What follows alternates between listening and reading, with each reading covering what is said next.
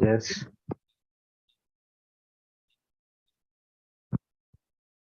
Yes. Hi, everybody. A very good evening to all of you. And this is Chandana. I'm the current president for Rotary Bangalore Abilities. And I would like to call her myself and I will call the meeting to order.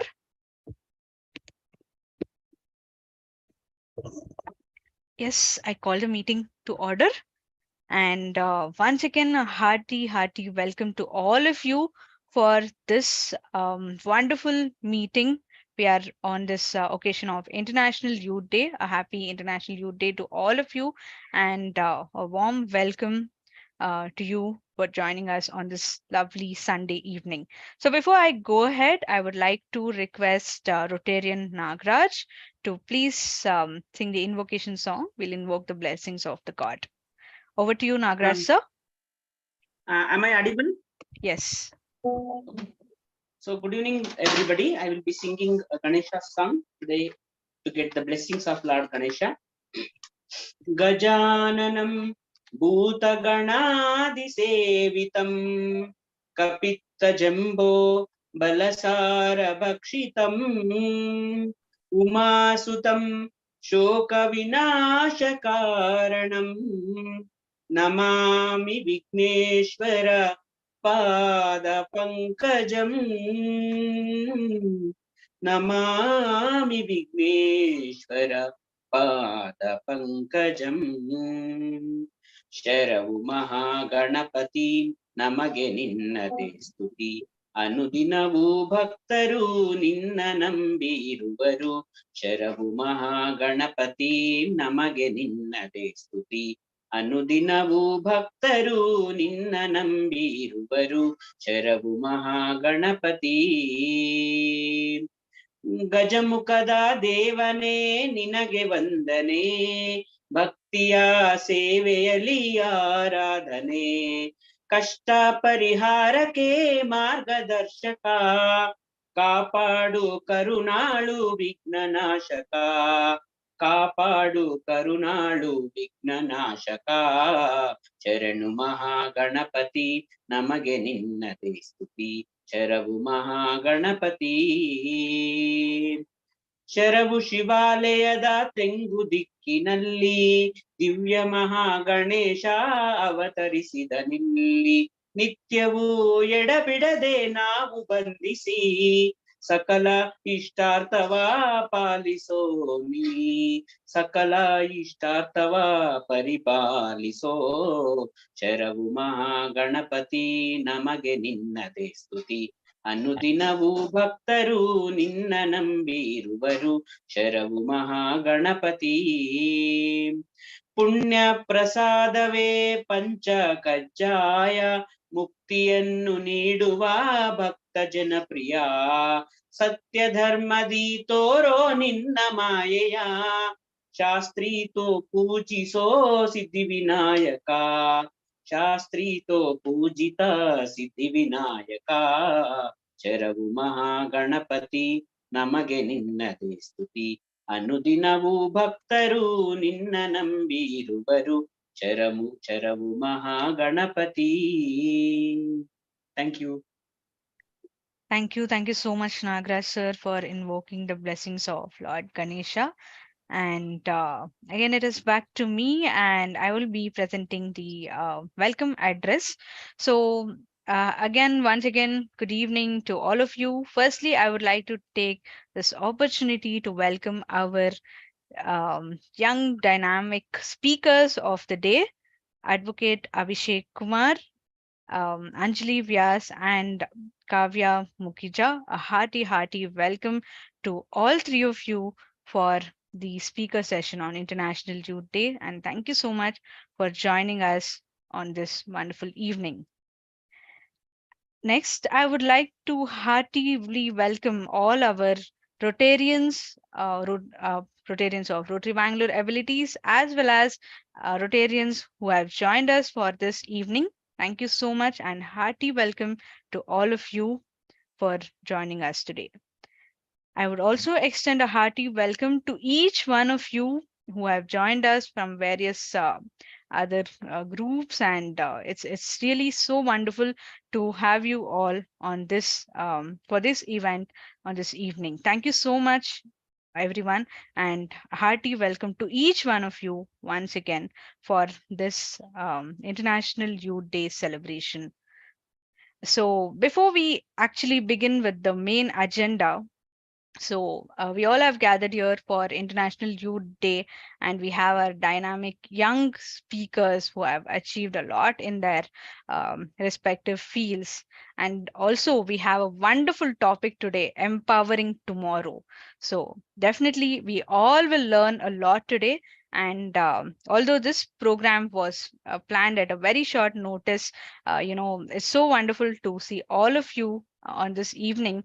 And also, I would like to give an additional information. People who want live captioning, please do go to the more control options in your Zoom and enable the live captioning, and it will give you the live transcript as well. So, with this, I would once again welcome each one of you for this International Youth Day celebration speaker session on this lovely Sunday evening. So, what are we waiting for? So, let's begin. I would like to go with the introduction of our first speaker for today, Advocate Abhishek Kumar. So, I'm just reading a brief profile of his. Abhishek Kumar. Advocate Abhishek Kumar from Ranchi, India, is an advocate by profession who graduated from the National Law University, Delhi. He is the ideator, founder, and curator of the Sangyan, an initiative working on law, environment, and disability. He is currently pursuing the NCPEDP Javed Abidi Fellowship on Disability, working on the impact of climate change on persons with disabilities. Sir, we are happy to have you here as our speaker. A hearty welcome to you, and we are looking forward to hearing from you. Over to you, sir. Yeah, namaste to one and all. Thanks, Chandana, for introducing me and having me here. I would like to thank the Rotary Bangalore Abilities as well as everyone involved in organizing this event. To begin with my topic, I would like to highlight to take you back 10 days back, August 2, 2023. It was Earth Overshoot Day. And why was it important? What does it mean for us?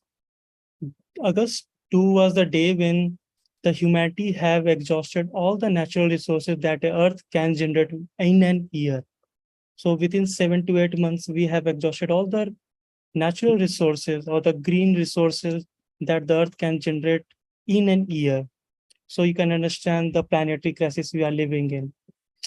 The United Nations as the defined planetary crisis has three basic agents. First being climate change, second being biodiversity loss, and third being pollution.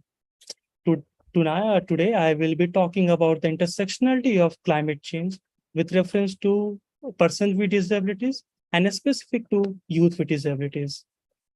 So when we talk about climate change, it is basically something that is not happening like disasters or weather changes within months or weeks or years. It actually a period of 30 years where we are having slow onset changes, but once it occurs, it is very hard to reverse back the or go back to the pre-existing situation, the status quo.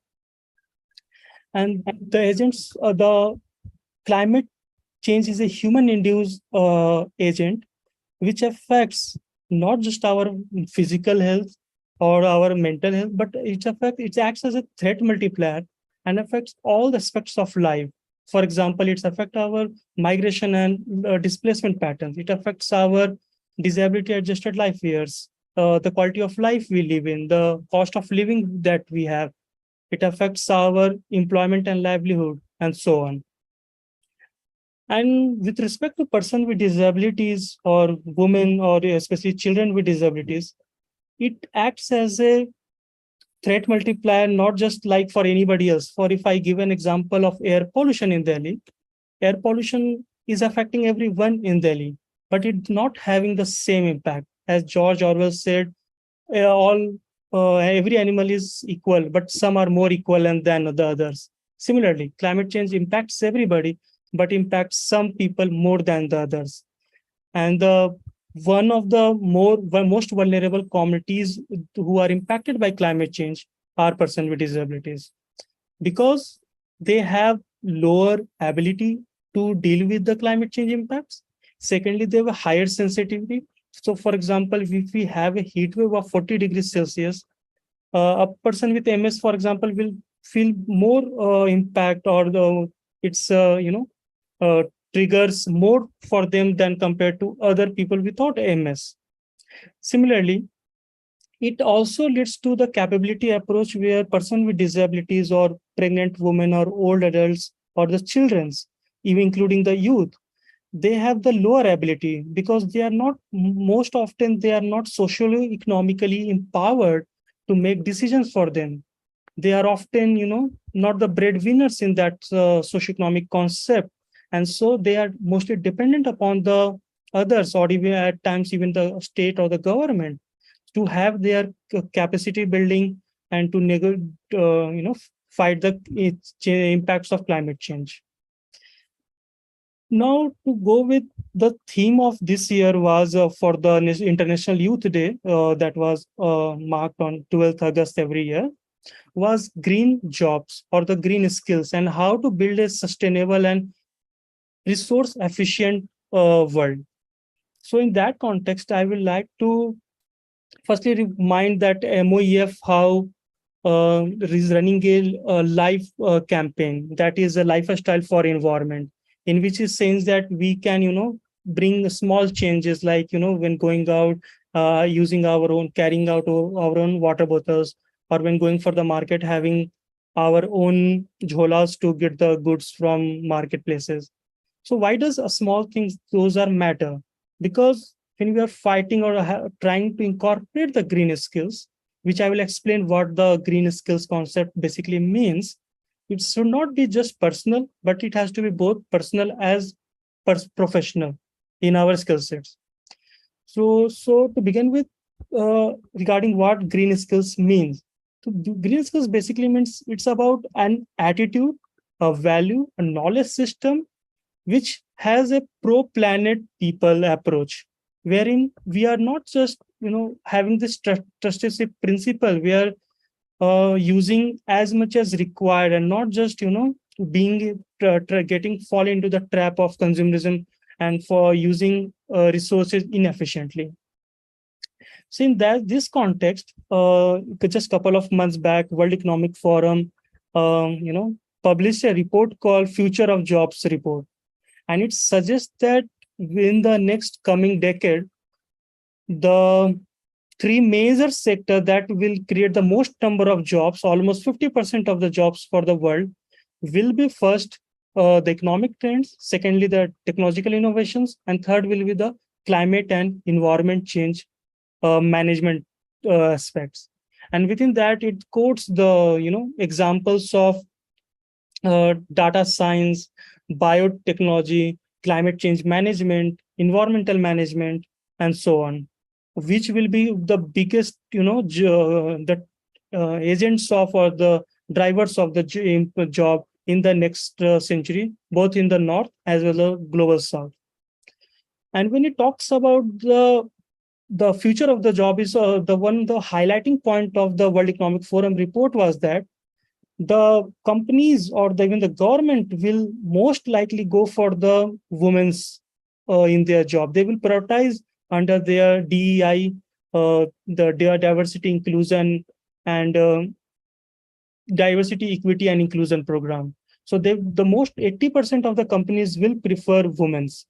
It also states that 70% will prefer youth with under age 25. And the 50% of the companies will prefer to have or like to employ persons with disabilities, which amount to 80, 70, and 50% respectively. So in that context, knowing that climate change disproportionately impact youth, and how it is also going to change the marketplace, economic, and the job trends in the future. So what is important is that how the youth with disabilities or otherwise as well, especially the women with disabilities, have the training and the capacity building in that context, irrespective of their professional. So, for example, someone is just like I'm a lawyer or advocate, so they need to streamline more for the environmental lawyer. Somebody is an engineer, so he or she needs to incorporate the environmental aspects in their own profession. Or maybe somebody is a architect, so they can incorporate the climate resilient or vulnerable architecture. So in those contexts, whatever the education we have or whatever the profession we are, we need to incorporate the green skills. Yesterday, the United Nations published a infographic on this, and it says that the youth will endure climate events. So youth will, just like children or person with disabilities and older adults, youth will be subject to disproportionate impact of climate change.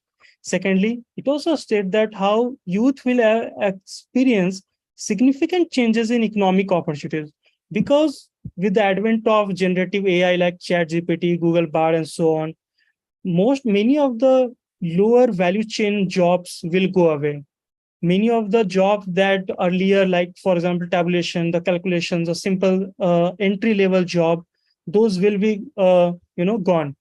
And in my experience also, as the report suggests, most of the person with disabilities are in the entry level jobs. It's only so they need to skill up them for to survive in the job marketplace that is going to change so drastically, and especially the youth who are going to be working in the marketplace for next 2 or 3 decades. So they need to be equipped to ensure they don't left behind. And for that, the United Nations and the World Economic Forum report suggests that the skill demand that in the marketplace is exceeding the supply. The supply is so much more than the demand, because the youth are so much of there. The demography is very young, but the quality or the skill set is not enough to work in the green with the green say skills in the upcoming job market. And finally, the solution that this is that there's a disparity in the education of the training of the person with disability or the youth with disabilities. So to sum up, how the climate change impacts are disproportionately, and to be climate resilient with respect to the livelihood or the employment, we need to ensure that the young youth with disabilities or especially the women with disabilities are have those green skills to ensure that they they are part of the changing marketplace and be economically independent, to have a better social and political independence. Thank you.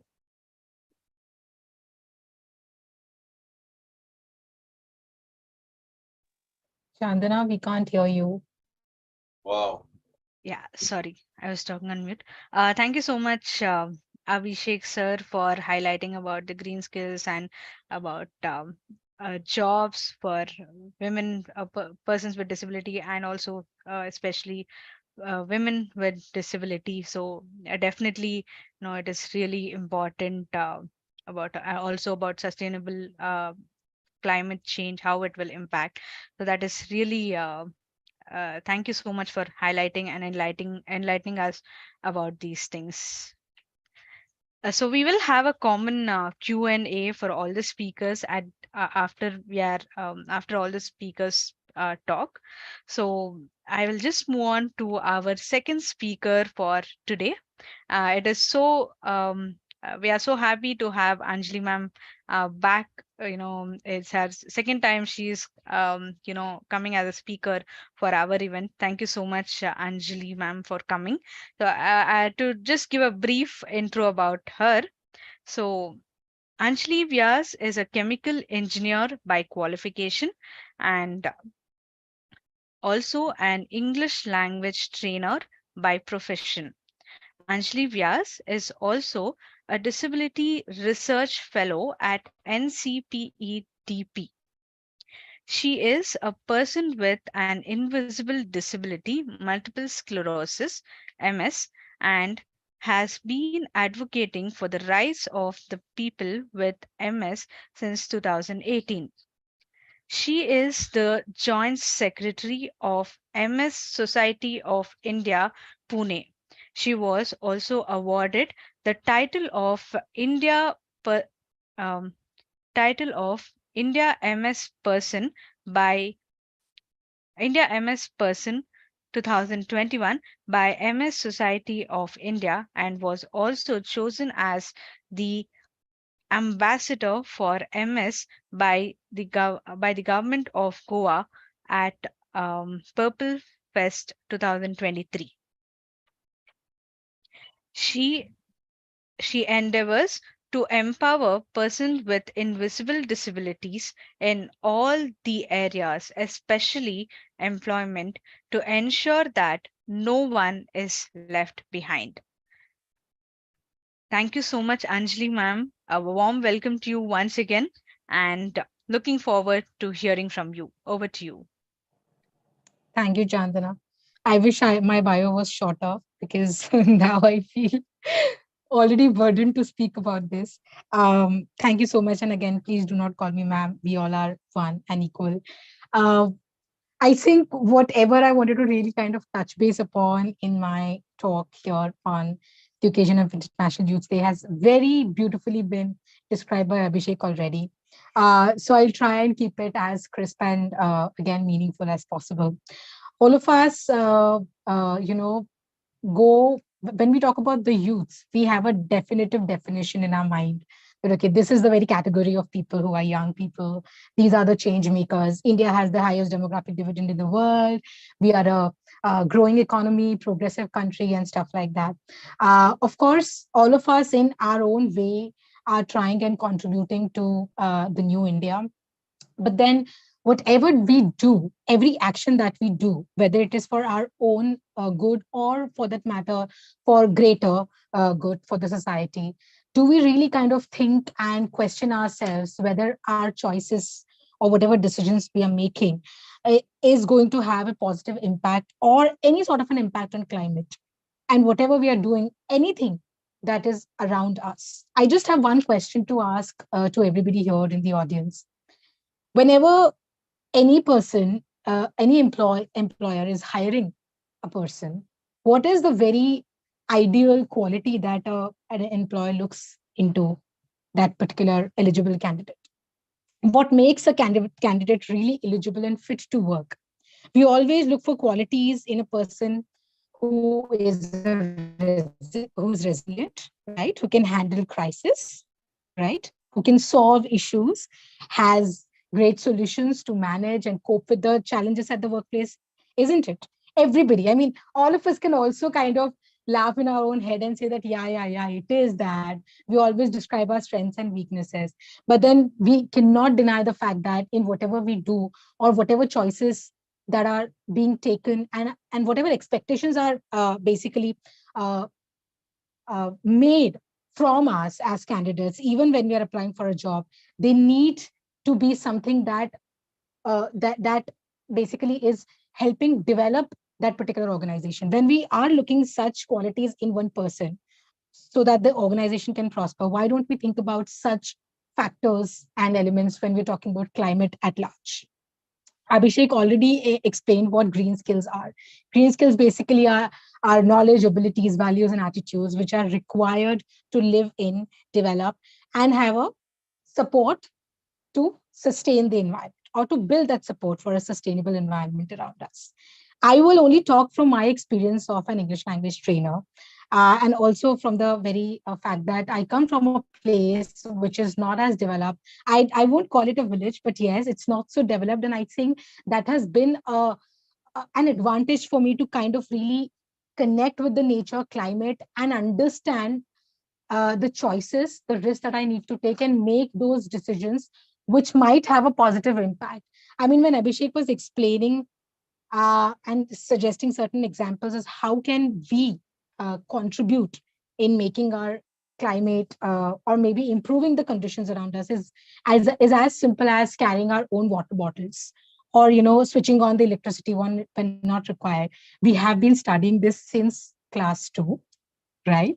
But how many of us sincerely here are following that? I think, frankly, I am not somebody who's well read or that educated that I can preach my people here on climate crisis and suggest solutions. But the place where I come from, I really love the fact that when we started this meeting, we had an invocation song. Now, these are the very things and virtues that make us, uh, young by heart. I mean, I don't know how else I would define that, because we are still grounded. We are still trying to kind of be in that very place from where we come from. So some of the solutions that I've always sort of followed, and I preach my students also when I train them in my lectures, is to make them understand disability also, because I make sure that whenever I'm conducting any session or training for that matter, I dedicate 10 to 15 minutes on disability sensitization. Even it is an English language class or a course, I make sure that they have right understanding of what disability is. That way, I'm trying to impart the right kind of knowledge in my own capacity, which again is a form of a green skill, that according to me, right? So all of us also need to have those kind of critical thinking abilities. Whenever you buy anything in the market and go to the market, do you really kind of ask yourself and assess the need of buying that particular product? You might not be really requiring that particular thing, right? When we purchase anything, when we buy anything, or when we're utilizing anything for that matter, do we ask ourselves, for instance, we use whatever product we use, we are always assessing the price of the product, right? But are we also kind of evaluating the impact of that decision that we are making? I don't know if I'm making sense here. It's just so much in my head right now. But then, because there are certain thoughts that are going haywire in my mind right now, I just want to make the youth understand that there are the skills that I particularly feel are extremely important for all of us, is to have the right and correct understanding of the things around us. Uh, some of the best examples, in fact, I was just reading one article today where I came across a very brilliant example of a entrepreneur, a 10-year-old entrepreneur from United Arab Emirates, UAE. There's this guy called Abdul Mukeet. He's just 10 years old, and in order to contribute to the betterment of the climate and society at large, what he started doing was he started making bags out of newspapers, and he distributed over, I think, 4,000 to 5,000 paper bags to all the shop owners free of cost. That was his way of contributing to again the very economy, as well as bringing change in the society by combating the climate crisis, right? So whenever we talk about green skills, we also need to think about green entrepreneurship. Who is a green entrepreneur? A green entrepreneur basically works within the limits of resources, builds on the traditional knowledge, and makes that profit within those limits. So whenever we talk about employment opportunities, even for the disabled, by the disabled, we need to think along those lines of utilizing the existing skills, working on them, and we need to have transferable skills as well. Something which can also convert into life skills. We have plumbers, we have electricians, right? We need these jobs otherwise in today's day and time. But what if we teach these life skills and basic skills in schools to our children? When we talk about extracurricular or co-curricular activities in our in school, primary schools and education, why don't we also impart this kind of knowledge to our to the young minds? Because these are impressionable minds. So we need to likewise think and teach them those values which have existed for long but are still taken for granted, are ignored. I think that is the very way we are going to really build a sustainable world and have an empowered tomorrow for our country. I'm so sorry if I lost the track in between, but yes, that's the bit from my end. Thank you. Thank you so much, Anjali ma'am. Definitely, your energy and the knowledge that you talk about, and especially creating that awareness among a lot of people. So that is really wonderful, and it's so nice to hear from you. Thank you so much. And I will move on to our third speaker for today. Just a second. Yeah, I'll move on to our third speaker for today, um, Kavya Mukhija. She is a writer, poet, and a disability right advocate. Kavya lives with arthrogryposis multiplex congenita and has represented India at various international conferences on disability, accessibility, and inclusion, such as C20 India Summit, Global Disability Summit Youth, SAARC, and UNICEF. She was also the youngest Indian delegate at the 8th Conference of State Parties at the United Nations in 2015. In order to impart disability awareness, Kavya uses humor and pens down short stories and poems, and also memes, considering them to be a very powerful and relatable medium. She has she has a master degree in applied psychology from the University of Delhi. Currently, she is working as a job coach at Vishesh and engaging with NCPEDP as an NCPEDP Javed Abidi Fellow. Ma'am, it's so wonderful to have you here, and a warm welcome to you once again, and looking forward to hearing from you. Over to you, ma'am. Thank you so much, Chandana and everybody. A very good evening to one and all present here today. First off, I will describe myself. I'll give a visual description of myself. I'm wearing a beige camel print button-up shirt, which I have shot here, and I'm sitting in my wheelchair in my room. Um, so I think the introduction gave you a brief of what I do, but I will start with my favorite segment, that is humor. So it was, I think it was a few months after the COVID pandemic had struck us, and everyone was at home doing something or the other. I came across this one very funny meme from Mirzapur, the famous series, which goes by. So there's a scene in which Nawazuddin Siddiqui is sitting in I think it's a dump yard or something, and he says, "Kabhi kabhi to lagta hai apni Bhagwan hai." And one of my friends had posted that meme. Now, when I saw that, I was like, okay, this is something that fits in my life so well. Like, we are people with disabilities, and we're often called Divyang. So this fits pretty well into our disabled lives. So I thought, why not give creating disability memes a shot? Because humor is something which I think all of us find very relatable. Whenever we have to touch upon something sensitive and something serious, striking at it directly might cause some discomfort, some denial. But when you give it a humorous touch, you're not only touching it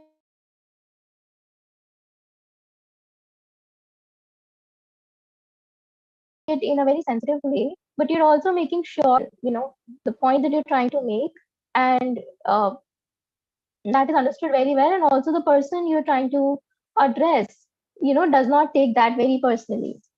So that's how I started creating disability memes, and over time it has been, I think, 2+ years now.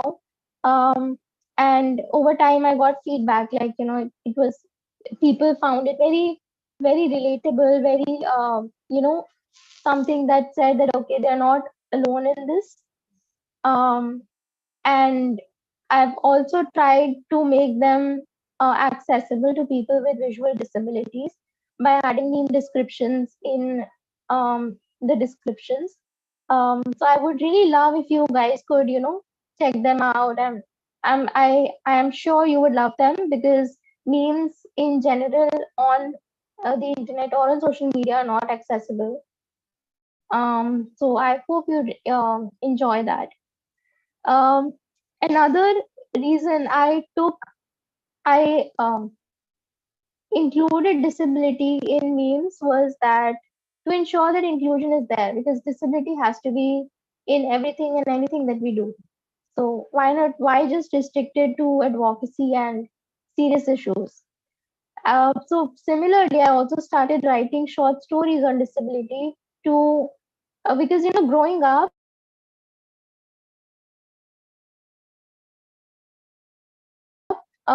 whatever books we had, there was disability, okay, and even if there were, they had a very inspirational, motivational touch to it, which sort of gives an impression that people with disabilities have to have inspiring and motivational lives, okay.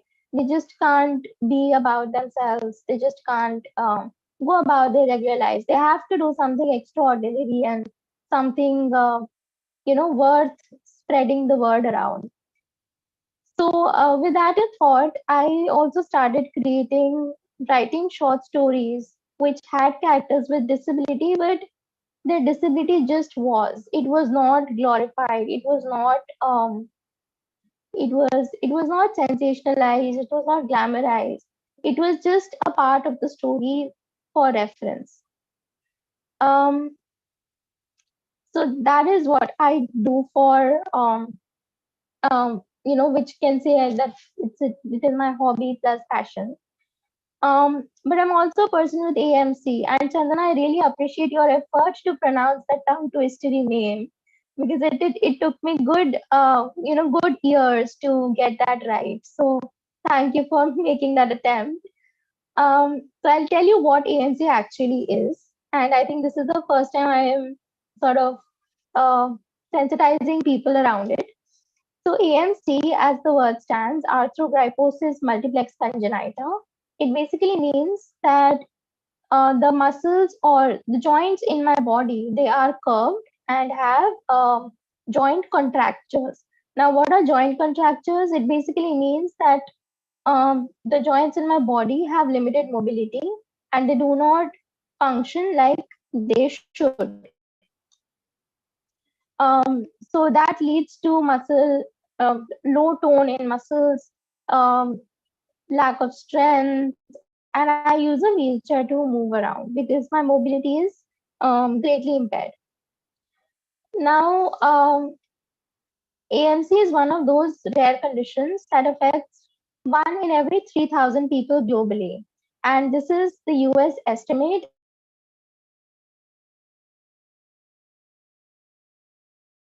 and we do not have an Indian estimate. As we were to if we were to follow the trends, there would be around 480,000 people living with AMC in the country, roughly. So I also it is AMC multiplex congenita, which basically means that I was born with this condition. It was there since birth. So the challenges of mobility were also there since birth. And growing up, I think accessibility was one of the major issues that I had some enmity with, I would say. Okay. Be it in the form of stairs or in the form of steps, uneven pathways, things like these were very difficult to navigate.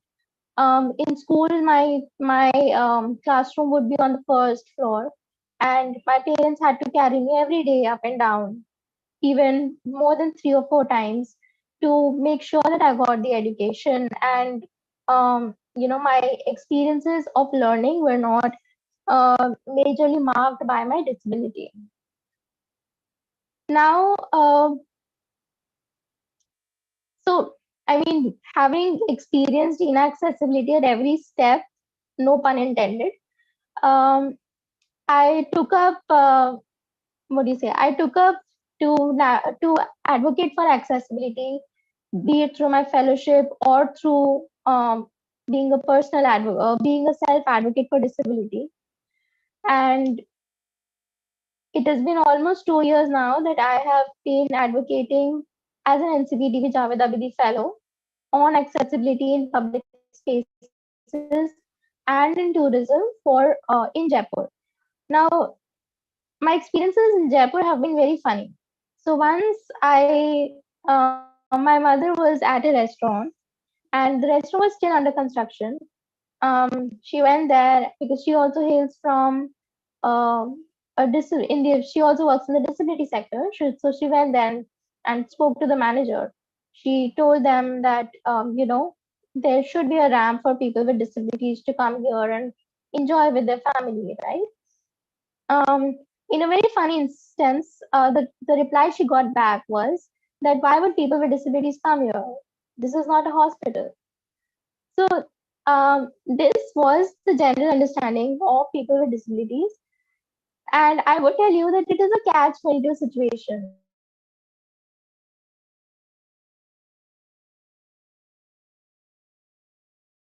Right?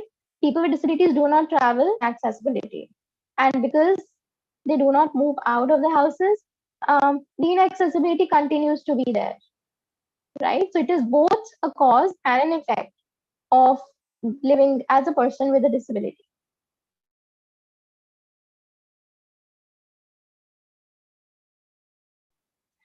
Also, I heard this that whenever it comes to leisure, recreation, having fun for people with disabilities, the thing that I get to hear the most is why would you want to do that? Why do you want to do that?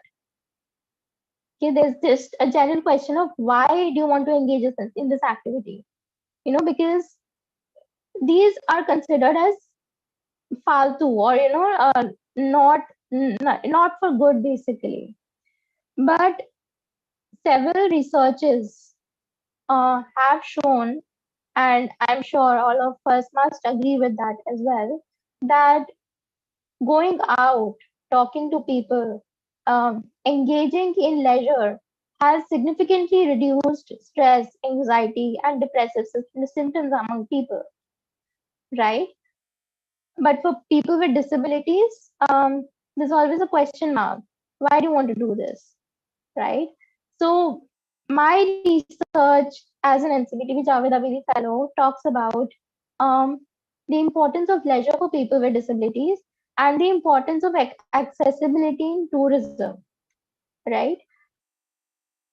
So I did a social experiment, not like a formal experiment, but just a social experiment to understand how often do people in general use ramps in public places, right? And you guys can do it as well. You take a friend, take someone along with you and go near a ramp and a staircase, right? It would be very surprising to see that people would use the ramp more often than the stairs. And the simple reason is because it helps everyone. Okay? It's just not for people with disabilities. It helps people with strollers. It helps the elderly. It helps people who have fatigue challenges, who have mobility challenges. So it is helpful for people in general, right? Um, so like I spoke about leisure being a facilitator of mental health and an enabler of good mental health, I would also like to talk about why is it important to talk about disability and the intersection of mental health. So I am a psychologist as well, although I'm not practicing as one. But the invisible impact of disability goes often unnoticed, right? the challenges that we may face in terms of the infrastructure or the system might be out there, right? You can see that, okay, there's a ramp, there is no ramp. So a person with a mobility impairment will have some tangible challenges, right? But just imagine there's a birthday party going on, okay? It is on the first floor, right? You are in a wheelchair, you can't walk, you can't climb up the stairs, and there's no lift, right? So as a result, you cannot be with with your friends at that birthday party that is happening, right? As a result, this makes you feel very excluded, right? So disability makes you feel very excluded, and this impact is not visible on the outside because it impacts your mind and how you perceive yourself. As a result, because of all this exclusion, inaccessibility, the stereotyping that happens, the discrimination that happens, the ableism which engulfs us, it makes people with disabilities more prone to mental health conditions like anxiety and depression. And because people with disabilities also have um, also face financial challenges, they're not able to seek the right professional help to navigate those challenges, right? And like I said, the tangible challenges like inaccessibility in terms of infrastructure continue to exist. So that makes them, that puts them in a situation of not being able to leave that space as well, and move out for a bit as well. Now, I've talked a lot about things that are there and the challenges that are there, but how can we make an impact? Um, talking about green skills, since that is the theme of today's webinar as well, and this is something that I often tell people, is to talk about disability. Talk disability to children, to your peers, to adults, to youth, and it is so important to talk disability to young children because, there have been instances when children come and ask me that, why are you in a wheelchair? And their parents are the ones to shush them off, because they feel that it would, them asking this question would hurt me. But that is not true, right? So once I was in Jaipur in my society. I was just taking a stroll by myself. So a young boy, he must have been around 12, 13 years old. He was riding his bicycle and he asked me, pointing to my wheelchair, that does this thing work with a remote? I was like, yeah, it does. And this little anecdote, it just felt like an icebreaker. It and I may not see him the next time, or I may see him, but I think this uncomfortable feeling would not be there to address my disability. Okay, my disability would still take space.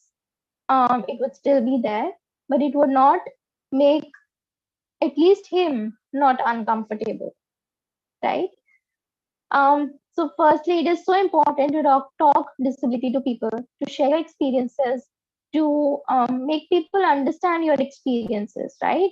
And I'm also talking from the perspective of people without disabilities.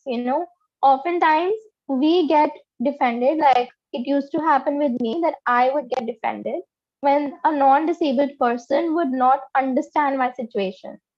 But over time I have sort of understood, or understood that them not being able to understand my situation is very, very, very normal, because simply they're not people with disabilities, right? So the onus is on me to make it easy for them to understand, or to at least take the first step for them to be comfortable. Another thing that I do a lot is ask questions. So whenever I'm out, um, having fun times with my family or whenever, and I encounter inaccessibility, I immediately tell the person who is in charge of that place to have a ramp, and I try to make them understand why is it important. Because whenever I've tried to do that, the first question that they tell me is that people with disabilities do not visit us often. So why is it beneficial for us? But to actually tell them that they don't visit because you are not accessible. You don't seem accessible to them, so why would they visit you, right? So and finally, I would say is to adapt and adjust. Navigating a disability is, I would say, it's a roller coaster. There are ups and there are downs, and we have to constantly adapt and find ways to do things the way they work for us. We don't really have to travel the path everyone is traveling. Um, and it's good to sometimes take the road less traveled as well. So yeah, that would be from my end. Thank you so much for being so patient, listeners. And yeah, if anyone has any questions, I am definitely here to answer that. Thank you so much, Kavya ma'am, and very rightly said about the accessibility challenges each of us go through, and also to talk about the curiosity in children.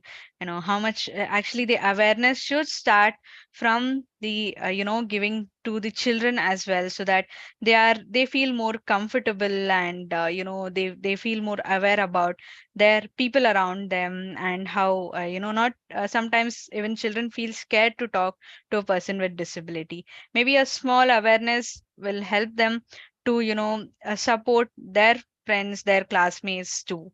So really wonderful to hear from you, and thank you so much. Before I go ahead to the Q&A, I would like to take this opportunity to recognize our Rotarians from other clubs as well. John Daniel, sir, thank you so much for joining.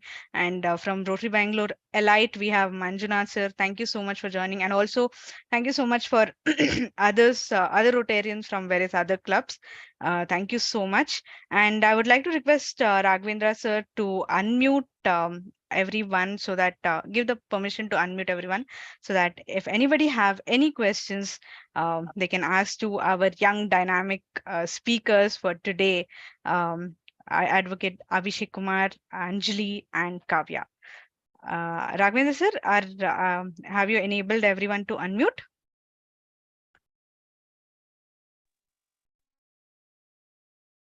Am I audible? Yes, Chandana, we are unmuted. Okay. Okay. So please go ahead. Please ask your questions for our dynamic youth today we have. So yeah, let's have the first question. Chandana, actually, I wanted to make a comment and not a question, really. I think listening to Kavya really inspired me, no, truly it did. One point that I wanted to highlight, and I don't know why I missed on that, is one advice that we must do, or one suggestion, is to collaborate and network, just as we are doing with Rotary. Transferring the skills and knowledge, just like Kavya did, just like Abhishek did. I don't think we ever had a dedicated discussion on climate change and crisis. I mean, the very insightful discussion that we had with Abhishek in the beginning. We need to have such sessions and discussions more often. I think this is what, to me, is a part of the green skill, where we are, making people understand important things and nuances of, actual skills around us. So that is one comment that I wanted to make and share. And thank you, Kavya, for saying that, because one doesn't need to really have job skills. We're not talking about job skills, but the very basic skills that I think all of us possess somewhere, but then I think they are dumped somewhere down there. We need to kind of reignite that, because all of us are young, all of us are youth. Absolutely. So we need to reignite that spark and work together in a cohesive manner, and so that it's sustainable. It is creating a sustainable world for all of us, including the young people. Absolutely right. Thank you. Thank you so much. In fact, I also wanted to make a statement and like what Anjali said, comment, then ask a question. Abhishek, you actually got the fear in me. Jaga diya tune. Yeah, sorry, ma'am, I'm telling you this, but yeah, you actually scared me. As it is, you're disabled. On top of that, you don't get a job. On top of that, you're saying now, A will take away my job also. Whatever little that I do, I I see a very bright future for myself. But Abhishek, you put the nail in the coffin. It was brilliant what you talked about. Kavya se to, from the time I started talking to Kavya, maybe I haven't spoken much to Kavya, but then how do I put it? Humor ubhar ke aata hai. It just comes out. When you speak to the humor comes out. So Kavya, Kavya, and Anjali to a good friend of mine, so I won't talk much about her. Yeah, she's showing me a shoe sign now itself, so I won't talk much about her. No. I wanted to say we have another Kavya in this meeting, who's also as dynamic as Kavya Mukhija. Sure. And if at all you allow, and if it is okay, if time permits, I would also like to have her thoughts on this thing, because she's one of the most dynamic people that I've met. Again, Abhishek and Kavya to hai. But if Kavya, if you're hearing me, bro, could you also come on the stage and say something? Again, Arun sir, if it is okay with you. Yes, Kavya, Purnima, that's the one, no? Yes. Is there? Kavya? She's Yes, yes. Thank you, Anjali. But then, so after listening to all of you, what can I say? I mean, but just thank you for taking my name, including me, making me a part of this. And yes, namaste, Arun sir. Namaste. How are you? I'm fine. Fantastic. It's good listening to you after a long time, because I think it was last year that I was a part of this MS Society's meeting, and there we interacted for a while. Yes. And Yes. yeah, so yes, to share about my thoughts, I don't really understand what can I share right now. Because everything is like, when I'm listening to Abhishek, it was more about the knowledge about climate change and how we can bring youth into this, and what kind of measures that we can take to take action. So these are the key points that he highlighted, apart from his research that he has been doing. And now again, coming to you, you have spoke about all the all your experience. Apart from that, you got those green entrepreneurship like approaches, how we can do, I mean, with your readings and whatever knowledge you have. And later on with Mukhija, she spoke about all of our lived experiences that we can relate to. So it's kind of I think maybe if I have to talk, I can talk about the theme for today. Like you people were talking about the theme. So there I can maybe share something related to architecture, which I am working on: climate resilient architecture and vernacular architecture. I think Abhishek has like he have already highlighted this point, but then to maybe talk a bit about that. Yeah, so when we are looking about accessibility, as we were talking about accessibility, because the whole theme is about disability. So we are focusing on accessibility.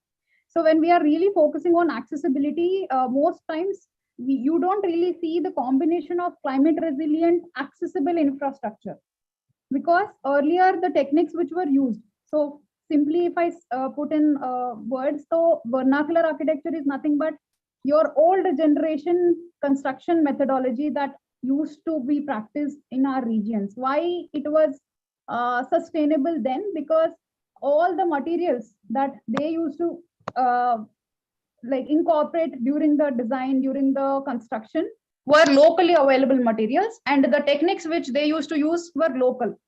So even the craftsmen who used to work on this were local.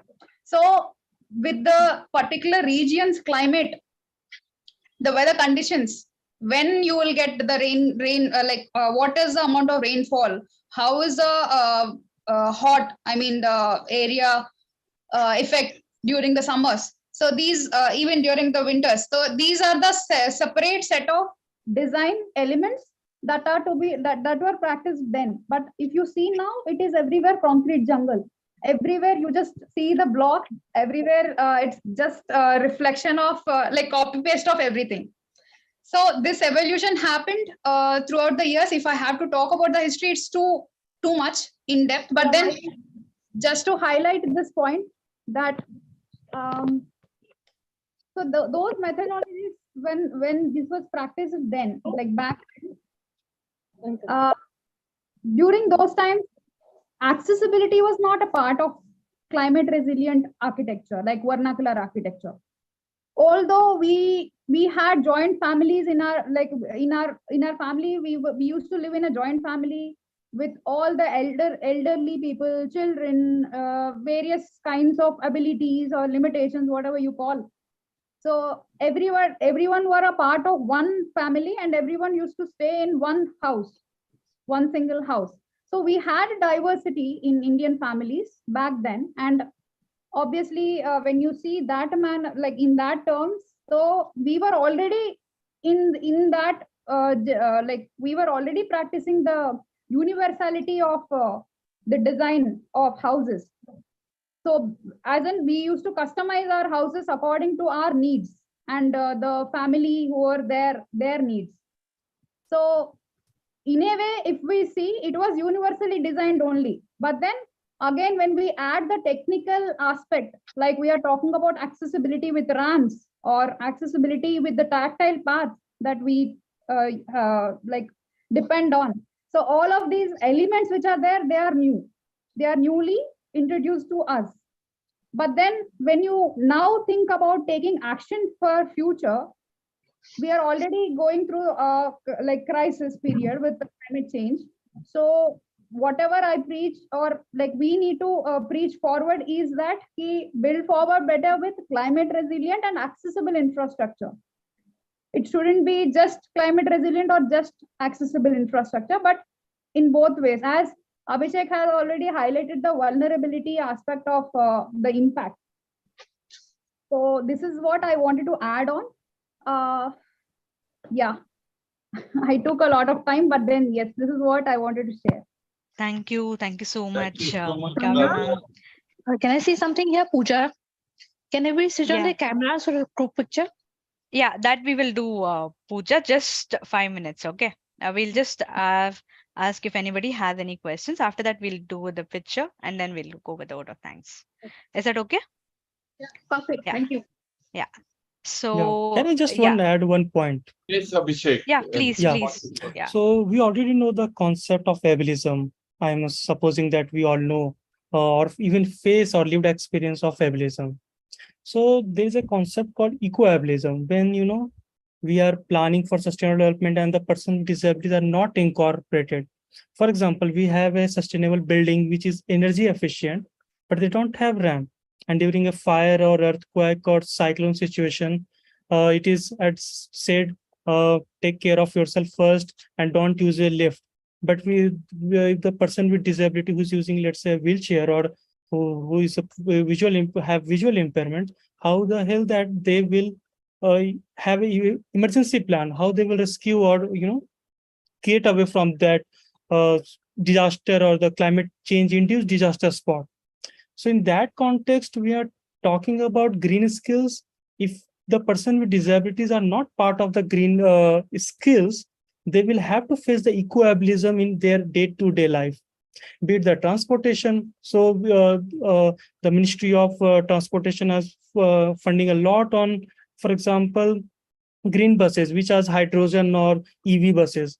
But are they are eco-ableist approach because they are sustainable in the context of resource or the climate change, but they are not accessible or the universally accessible, as the Kavya pointed out.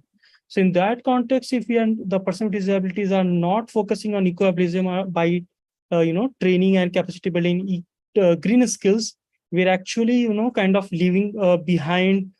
And also, as in the corporate sector, there's a lot of funding for the disability come from the CSR fund. So even within the CSR fund, there's a 1% of out of the 3% is corporate environmental responsibility. Even in that aspects, if we are the person with disability, especially the youth and the women and the children, are not utilizing these opportunities, then actually we are doing injustice for ourselves only. Yeah, absolutely, Abhishek sir. Thank you so much for highlighting that. Yes. Anybody have any questions?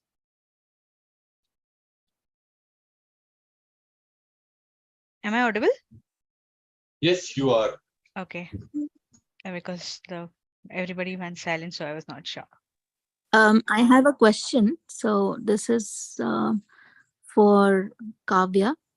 So how do we access the, the memes and the short stories which you have? If you could share your the page, the social media page, or the place where you post them, that would be really helpful. Absolutely. I'll just put that in the chat, and yeah, all of you can access that. Thank you so much, Kavya. Absolutely. Thank you. Actually, that was my question as well. Kameshwari asked it. Okay. Next, anybody else have any questions?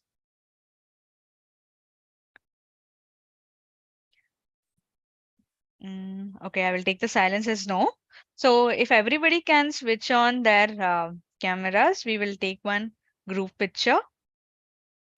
And I think Arun and has to guide me, because I don't know if everybody have turned on, and somebody has to click the picture.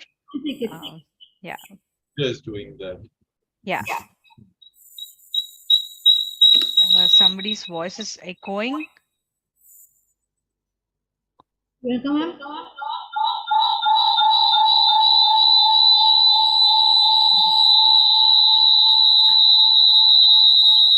I think Pooja's voice is echoing. Yeah, I'm on to app switch.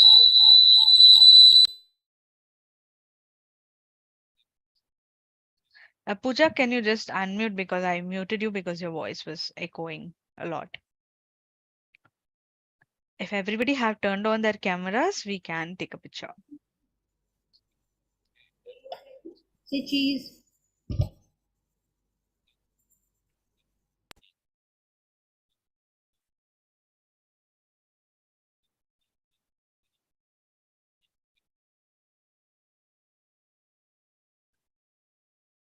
Hello? Pooja? Yes, it's Pooja, unmute yourself.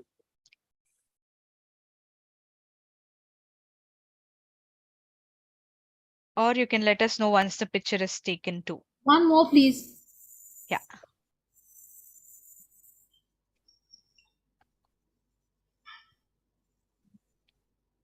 Yes.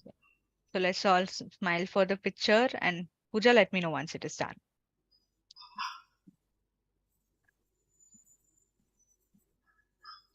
Thank you. Thank you, Pooja. And now over to you, Arun, our club secretary, for the vote of thanks. Okay. Water talk. Water talk. And this is called impromptu organizing an event. Our Rotary Bangalore abilities was told day yesterday that tomorrow is the International Youth Day, and we said let's celebrate it. And the first person that I got in touch was with Anjali, and I said I'm planning to organize a webinar like this. Can you help me do this? Anjali put me on to Kavya. Anjali put me on to Abhishek, and things just sorted out. And today, I